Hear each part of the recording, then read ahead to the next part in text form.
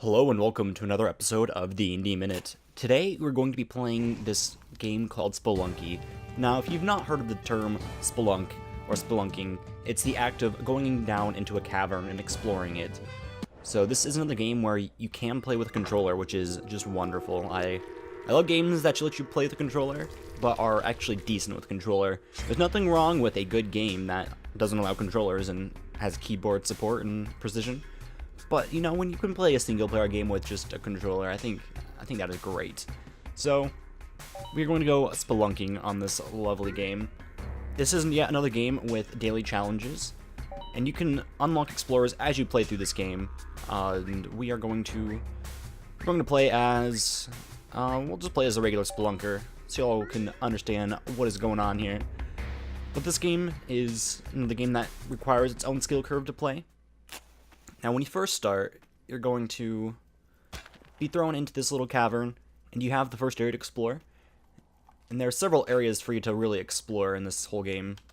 How can I pick that up? Okay, we'll just let it be there for now. Let's grab the Book of Exploring, or whatever it's called. I don't know. It's our journal. Okay. Greetings, everyone. It's going to tell us all about this lovely thing. If you wanted to read that, go ahead and pause it.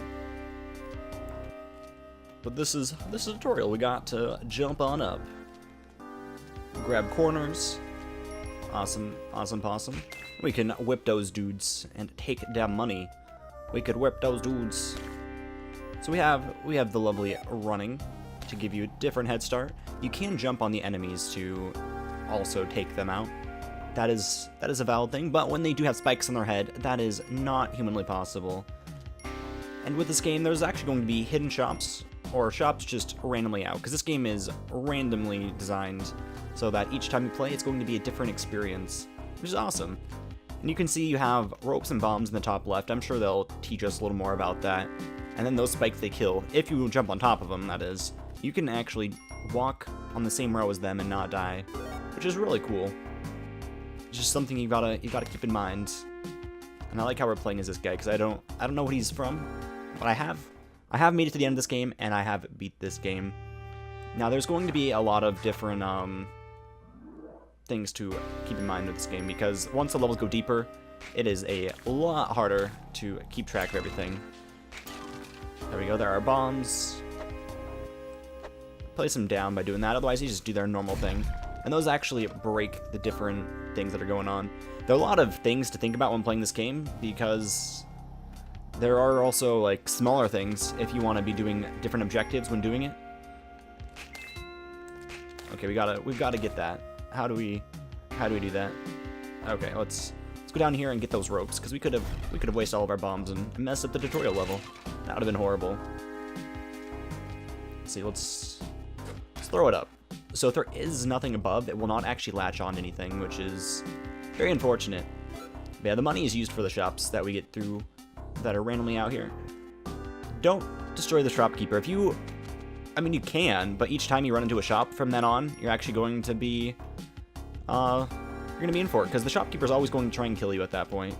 There is no rest for the wicked. No rest for the wicked at that point. So let's do a little bit of exploring, just to show what I mean. We've got up here. And if you're not exploring, then you're not going to be getting all of the other things that you could be getting in this game.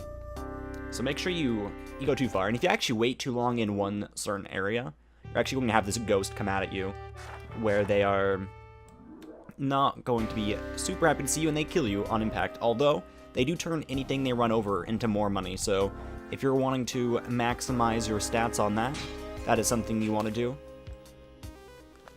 Down and X to pick up stuff. There we go. So beginning, when we had that torch, we could have picked up that torch, and there are sometimes levels that are going to be generated that require torches or other fun things. So if we were to attack him, he would then start killing us immediately with a rifle or shotgun, and that shotgun can actually be picked up and used, although you will have to then be careful of all the shopkeepers later in the game as well. So we'll pick up this lovely mystery box, which we get to open up. And we got I don't remember how to use it. We got a teleporter. So we can teleport in any direction we want. So if you actually jump, you can go immediately down below where you were before, which is kind of crazy to think about. And you will kill yourself if you go into a wall. So yeah, that's something you got to be very careful about with that teleporter. Oh yeah, on another note, you can push these blocks here by running into them like that. It gives help on some little aspects of the game. And here's actually the heroess. I don't know what to call her, but if you bring her to the end, she will actually give you extra hearts, which can be really cool. Although you can't grab the idol with her there, so you do have to come back with the idol intact for you to get that same thing. Or maybe the idol is in here. The idol gives you extra points if you find it. You don't need to bring in the idol, but those are extra things you can bring in. To whoever holds this journal, I hope you find it well. Yeah. This is the key, and opens the first area.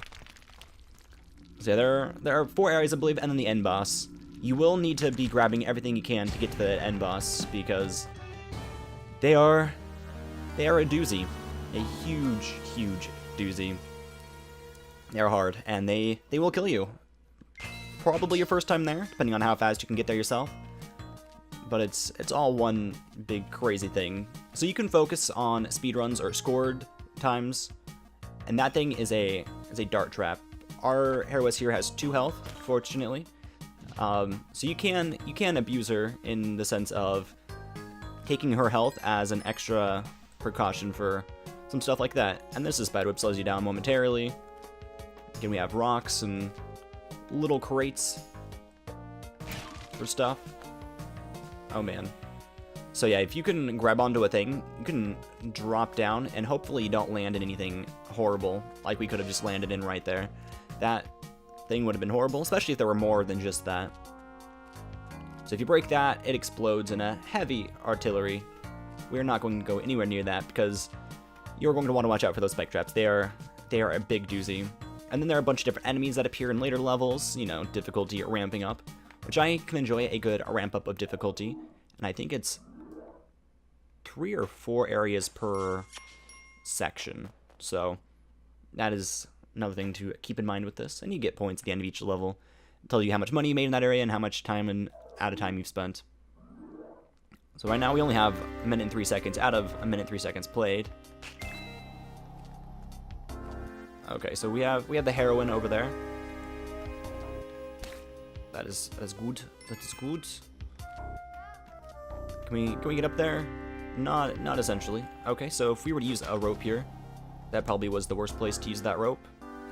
We could have used it on top of that box. But you'll find that your resource management will definitely differ the more you've played this game. So you will start focusing on different methods to get through this game than you have in previous attempts, just to make it so that it's a lot easier for you. And then here's a lovely parachute. If you're about to die from falling too much, this will automatically deploy.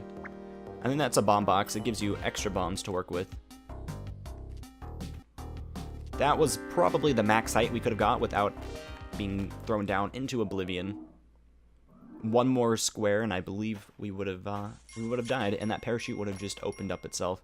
So you can use the parachute as a shortcut if need be, because you can't find the way, or you're just too worried about the way.